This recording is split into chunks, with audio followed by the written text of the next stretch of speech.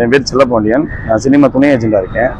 காலையில் வந்து நான் பணம் தரலைன்னு ஒரு தவறான வீடியோ வந்துச்சு. என்னாலையும் தவிர்க்க முடியும்னா ஒரு தேனி வரையும் குடும்ப சூழ்நிலையாக போயிருந்தேன்.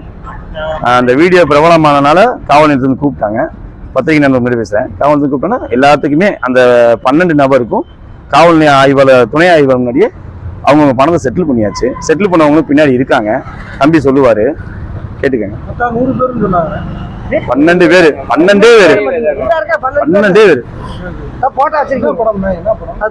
படம் எல்லாம் தெரியும், சொல்ல மாட்டாங்க சார். எங்களுக்கு வேலை மட்டும் தான் தருவாங்க, டைரக்ட்லாம் சொல்ல மாட்டாங்க. ஆரியா ஹீரோ தெரியும், அவ்வளவுதான். இது வந்து எத்தனை வருஷமா இந்த இது பண்ணிட்டு இருக்கீங்க? நான் ஒரு 5 வருஷமா இருக்கோம். இப்போ 15 வருஷமா உங்களுக்கு இல்ல பிரச்சனை, இப்போ எதுக்கு திடீர்னு? அதாவது ஏஜென்ட் சரியில்லை. நாங்க போற 2-3 ஏஜென்ட் முதல்ல இருக்காங்க. எங்களுக்கு உடனே பணம் வந்துடும். இந்த ஏஜென்ட் அவங்க வீட்டுல நேற்று அவங்களுக்கும் கல்யாணம், தங்கச்சி கல்யாணம், அவங்களால பணம் பண்ண முடியல. அதனாலதான் இந்த விஷயம் தான் நடந்துச்சு. இத்தனை வருஷமா நாங்க முதல்ல எத்தனை பணம் பண்ணி பணம் கொடுத்துருக்கோம். இந்த ஒரு தடவை தான் நாங்க இவ்வளவு தூரம் வந்து டிலே ஆன காரணம். அதுல வந்த வேலையாட்கள் புரிஞ்சுக்காம அவசரப்பட்டு, ஏன்னா நாங்க போன் எடுத்து அவங்க போயிருக்க மாட்டாங்க. நாங்களும் போன் எடுக்க முடியாத சூழ்நிலை அவங்க அவசரப்பட்டு இந்த முடிவு பண்ணிட்டாங்க. என் பேர் செல்லப்பாண்டியன். நீங்க மிரட்டுனதா ஒரு தகவல் இருக்குது. நான் போன் எடுத்தா தானே சார் மிரட்ட முடியும்.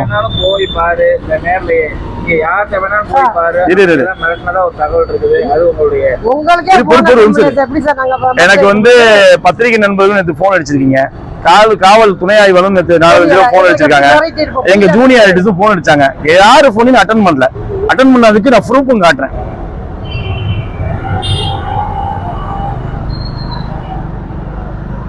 பாருங்க, நேத்துல இருந்து அடிச்ச போன்ஸ் எந்த போனாலும் நான் ரிசீவ் பண்ணிருக்கேன்னு பாருங்க. எந்த போன ரிசீவ் பண்ணியிருந்தா நான் நீங்க சொன்ன மாதிரி நான் மிரட்டினே நான் ஒத்துக்கிறேன்.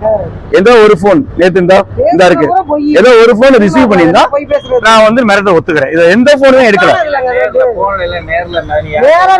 வாய்ப்பே இல்லை, பார்க்கலையே. மத்தியானம் வந்து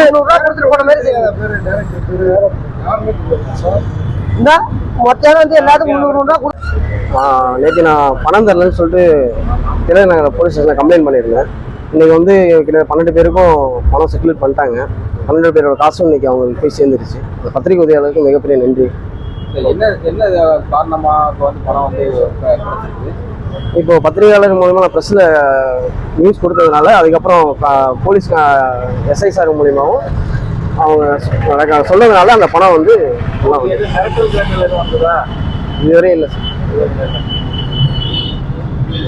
பத்திரிகையாளர்கள் முழு சம்பளம் எனக்கு மிகப்பெரிய நன்றி தெரிவிச்சுன்னா பத்திரிகையாளர்களுக்கு மிகப்பெரிய நன்றி தெரிவிச்சுக்கிறேன் சார்.